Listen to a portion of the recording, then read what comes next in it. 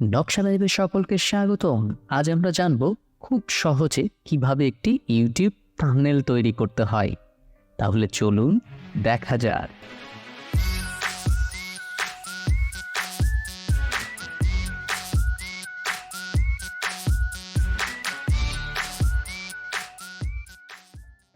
আমরা খুব সহজেই একটি ইউটিউব থাম্বনেল তৈরি করব, যার জন্য আমি কিছু কালার এবং একটি আইকন নিয়ে রেখেছি।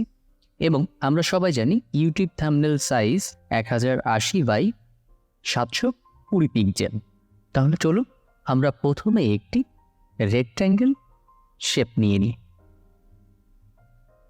ওকে, এবার আমি এটিকে একটু গ্রেডিয়েন্ট করব। দেখুন, গ্রেডিয়েন্ট টুলটি সিলেক্ট করে আমি জাস্ট এখানে এটি পিক করে দিলাম।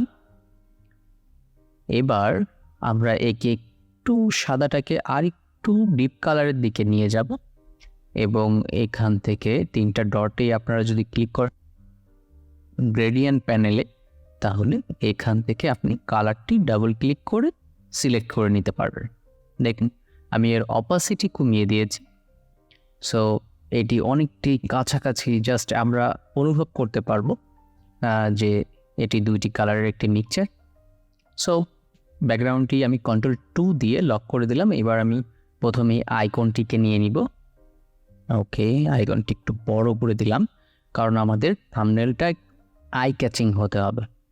আপনারা খেয়াল করে দেখছেন যে আমি রেক্ট্যাঙ্গুলার একেবারেই ইজি শেপ নিয়ে আমরা কাজটি করছি, যেগুলি পূর্বেই আপনাদের দেখানো হয়ে গেছে।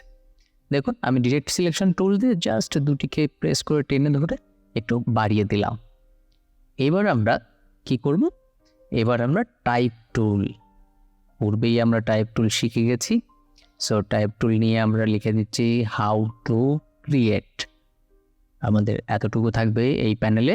এইবার আমি আমার পছন্দ মতো একটি ফর্ম বেছে নিব, যেটা আপনাদের পছন্দ হয় আপনারা বেছে নিতে পারেন। ওকে, আমি আপাতত এটা ব্যবহার করছি। আপনারা আপনাদের পছন্দ মতো এখানে রিপ্লেস করে নেবেন।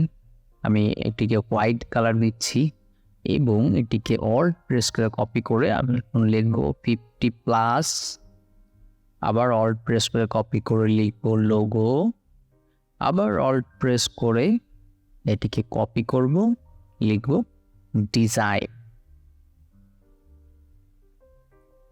ওকে, তাহলে আমার text ready, how to create 50+ logo design. এবার আমি একটি সার্কেল নিয়ে কিছু ডিজাইন এলিমেন্ট চারদিকে ছড়িয়ে দেব, জাস্ট এটিকে আমাদের এই থাম্বনেলের এই বিষয়টিকে একটু রিদমটা আনার জন্য। দেখুন, আমি 3-4টা সার্কেল নিয়ে এইগুলিকে আবার কপি করে নিচের দিকে নিয়ে আসব। তার আগে আমি সবগুলোকে সমান গ্যাপ করে দিলাম। এবার আমি প্রেস করে অল্ট প্রেস করে নিচে আনলাম। এবার Ctrl+D, আবার Ctrl+D। ওকে, এবার আমি দুপুরে এটাকে কপি করে নিয়ে অল্ট প্রেস করে একটু রোটেট করে উপরে ডান দিকে দিয়ে অপাসিটি কমিয়ে দিলাম। এবার এটিকে নিচে এনে পুনরায় অপাসিটি কমিয়ে দেব। ওকে, এইবার আমরা কিছু সার্কেল তৈরি করব, যেগুলো আমরা স্ট্রোক কালার দেব শুধুমাত্র। ওকে, একটু বাড়িয়ে দিই। ওকে, হ্যাঁ, এটিকে ডান দিকে এনে এর স্ট্রোকটি আবার আমরা কমিয়ে দেব। অর্থাৎ আমরা একটি ডিজাইনের ভিতর একটি রিদম তৈরি করব। এটি ছোট করে দিই। এবার আমরা একটি ট্রায়াঙ্গেল তৈরি করব।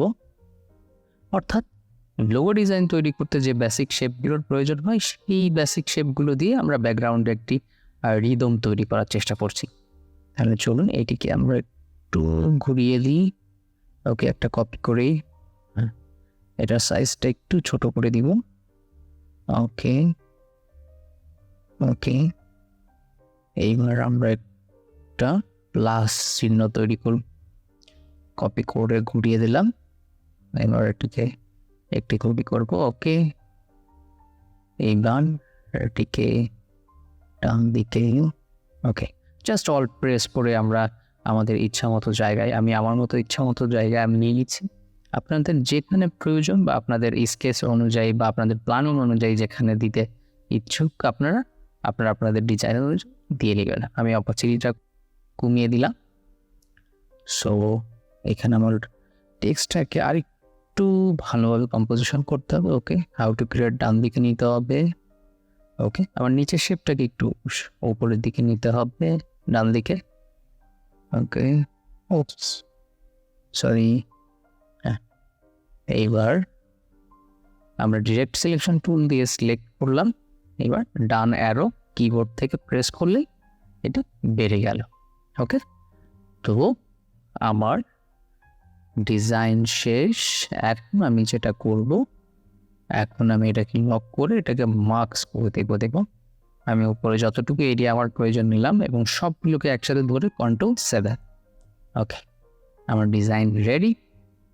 সো আশা করি বুঝতে পেরেছেন যে আমরা খুব সহজে কিভাবে একটি ইউটিউব থাম্বনেল তৈরি করতে পারি। সঙ্গে থাকার জন্য ধন্যবাদ।